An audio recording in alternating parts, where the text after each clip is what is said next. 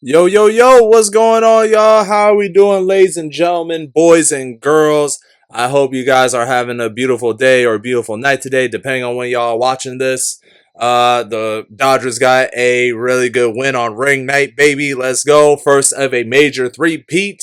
In an off-season video, I may talk about should the MLB add a salary cap as part of my non-basketball related series.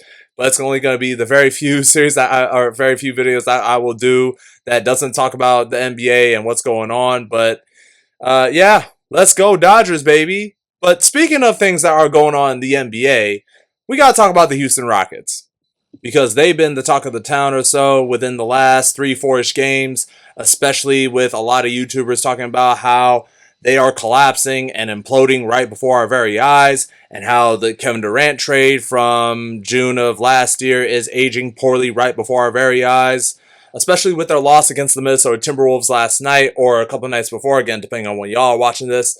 In that game, they were up 13 in overtime with less than 3 minutes to go, I should say. And then they gave up a 15-0 run to pretty much choke the game. Kevin Durant was at the line to tie the game with 2 free throws, and let me play this clip from Tyrese Halliburton. Yeah, he choked both those free throws to tie the game, and they ended up losing in overtime 110-108. But man, how did we even get here, bruh?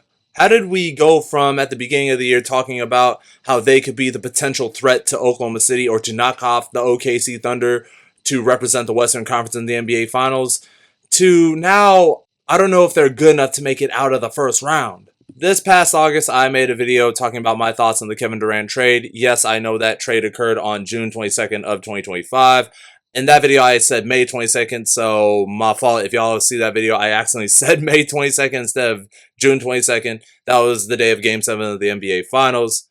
But regardless, I talked about my thoughts on Kevin Durant being a Houston Rocket. Obviously, they traded Jalen Green and Dylan Brooks, and then they involved like several other teams in that deal. Obviously, I think one of those teams helped them also get Clint Capella as well.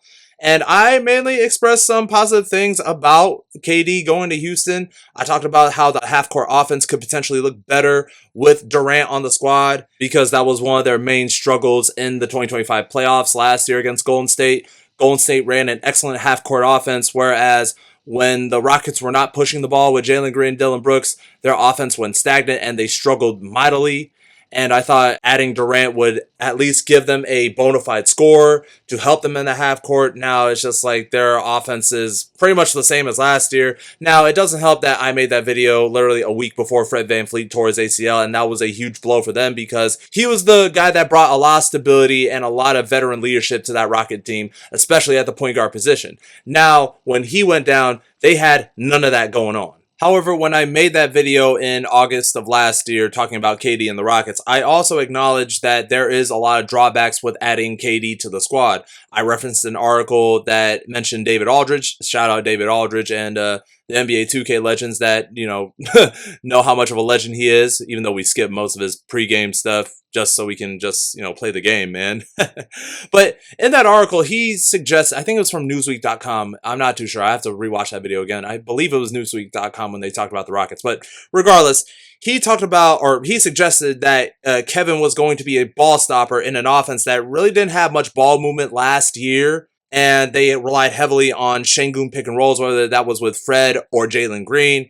And they were pretty much middle of the pack in pace last year as well. This year, they are no better than what they were last year, even when you have a guy like KD on the squad. And I get it, Kevin is 38, so you really can't play fast when you have an aging player like that on your team who's never really been known to play fast. And maybe when he was playing with Russ and the Thunder, he was able to play fast, but nowadays he really can't. And because, number one, he's never been known to do that, and plus he's 38 years old. And an offense that's aspired to play fast, having a guy like Durant on the squad was not going to help them. And that's a symptom of a bigger issue that I'm going to talk about later on in this video, because the Phoenix Suns had to go through this when they traded for him in 2023. But going back to the topic at hand, Kevin Durant and the Houston Rockets initially looked good. They started off 17-8 in their first 25 games. They look like an exciting team to watch, and they look like legit championship contenders. Like I said, I thought they were the team that could potentially knock off the Oklahoma City Thunder in the Western Conference Finals. Obviously, Victor Wembanyama and the San Antonio Spurs had something to say about that. But when I talked about them in my video talking about the opening day NBA games, I mentioned something that has been a recurring theme throughout the year. Because of the injury to Fred VanVleet, I said that they needed to trade for a point guard. I suggested Russell Westbrook because he's the cheaper option. If they really wanted to go all in, I suggested that they should have gotten James Harden because he complements that Houston offense a lot better than what they're doing with Amin Thompson. And I think he would get Reed Shepherd a lot of open looks, even though they would probably have to trade him. I know they would have to trade Jabari Smith Jr. for the James Harden trade to happen. And I said that because in that double overtime opening day game versus the Oklahoma City Thunder, their offense went very cold because of the fact that their offense was primarily Alfred Şengün, Kevin Durant, or bust. And it's still a problem in Game 72 of the regular season, where at this point of the season, every team in the West is trying to fight for playoff positioning, and it's going to plague them throughout the playoffs. And the reason why I brought up James Harden is that, yes, he is an aging star, but at least with James Harden and how and with the team optics of the Houston Rockets and what they need, it's not about, getting rid of VanVleet or whatever. It's having a healthy point guard that can at least give the Rockets something to work with. You know what I mean?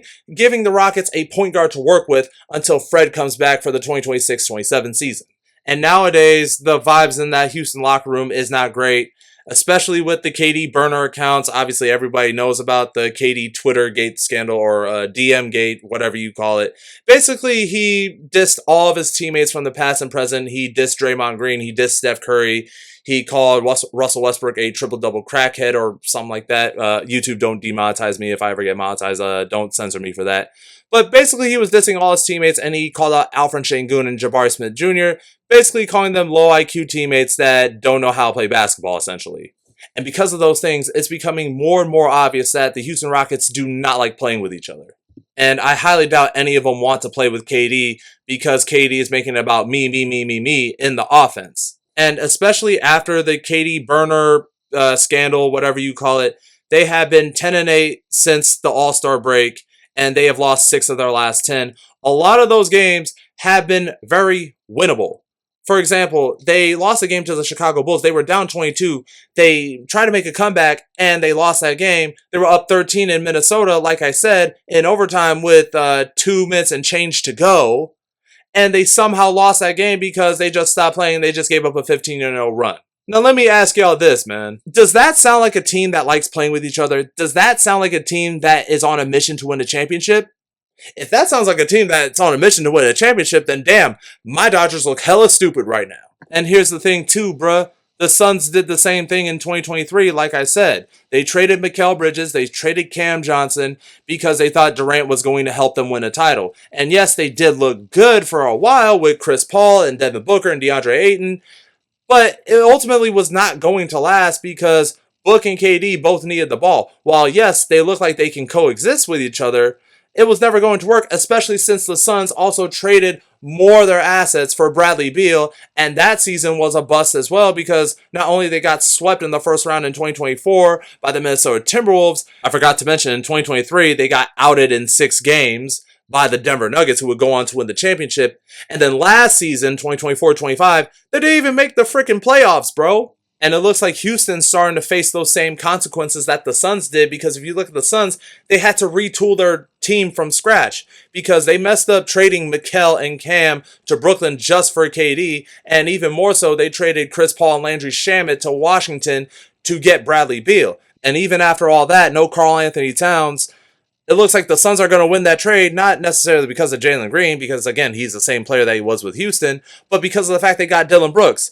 Dillon Brooks brought back that toughness that Jay Crowder and Torrey Craig left with those OG Valley Suns teams that made the finals, and then they won 64 games. They were the best team in the league in 2022. Dillon Brooks is bringing that type of mental toughness, mental and physical toughness back to that Suns team, and they have players that could ball next to Devin Booker. Dillon Brooks, Royce O'Neal, Colin Gillespie, Grayson Allen, Mark Williams, yada, yada, yada. Meanwhile, on paper, the Rockets look like they have a good squad, But it's just like for some reason the players aren't meshing with each other. And again, it doesn't help that they don't have a point guard and they have to rely on Reed Shepard, Amon Thompson, and probably Aaron Holiday at some point during the playoffs. Hell, they might even give Josh Okogie some burn at that freaking position, man.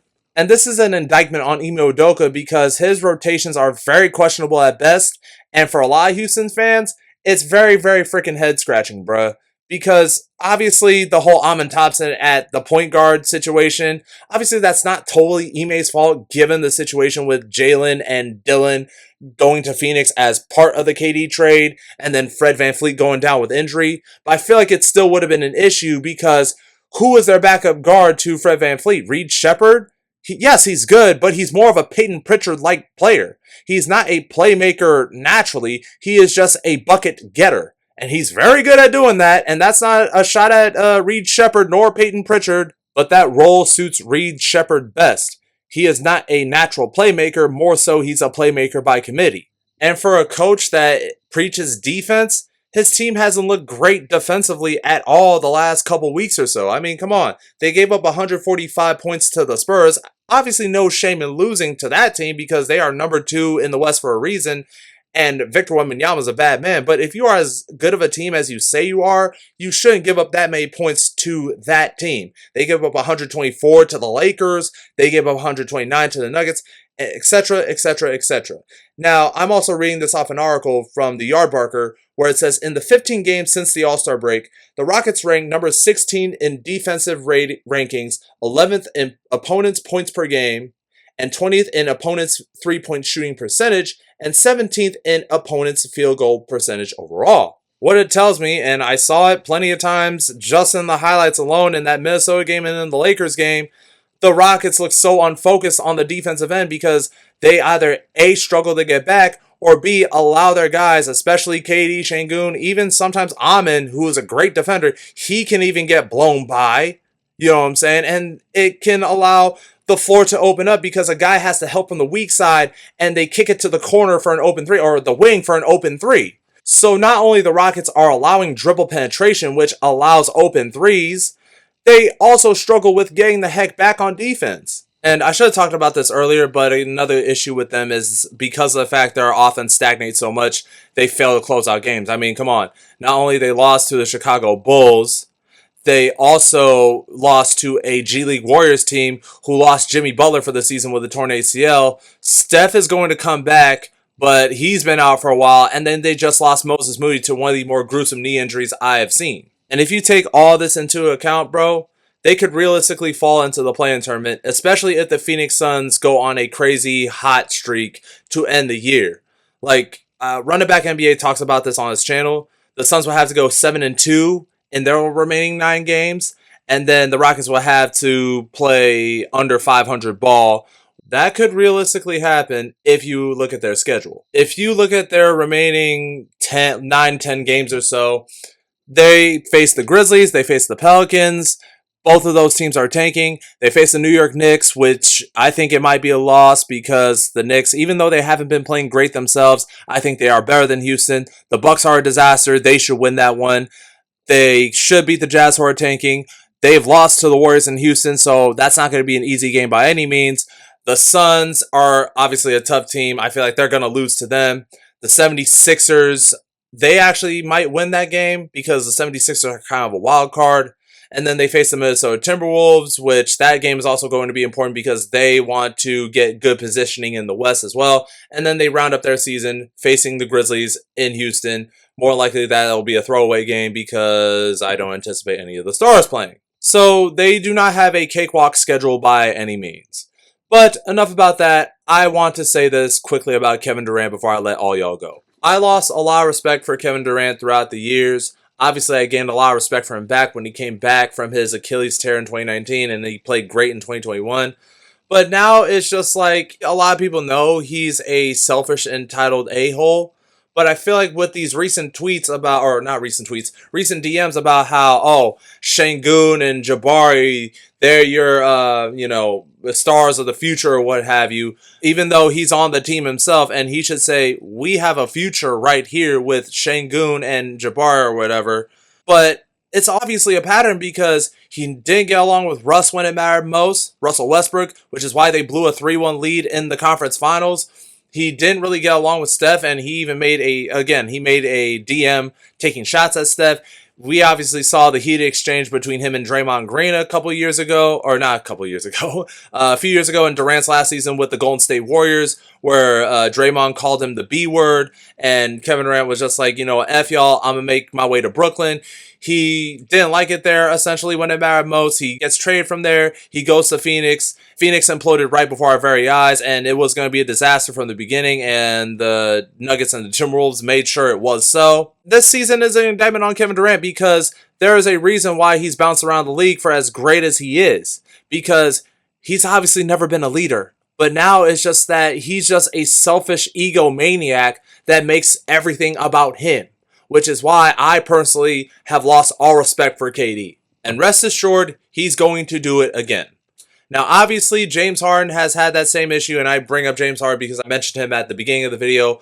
But I think the difference is there were a lot more NBA players that have expressed how much they like playing with James Harden more than they do Kevin Durant. Obviously, James and KD, they've had different teammates throughout the years. Obviously, Kevin Durant never played with Tyrese Maxey. James Harden has. But I will assure you, if you put KD on the Sixers as opposed to James Harden, I don't think Tyrese Maxey would enjoy playing with him as much, if I'm being honest with y'all, bro. All in all, Kevin Durant is a selfish player that makes everything about himself.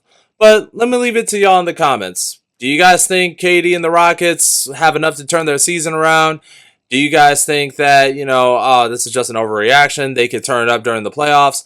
Or do y'all think that this is going to be a disaster waiting to happen, or more so an accident waiting to happen? And do y'all think that this season is an indictment on KD as well, given his past transgressions with other teams? Let me know what y'all think in the comments below. More videos coming soon. All the other good stuff. That is the end of this video. I'm X. Deuces.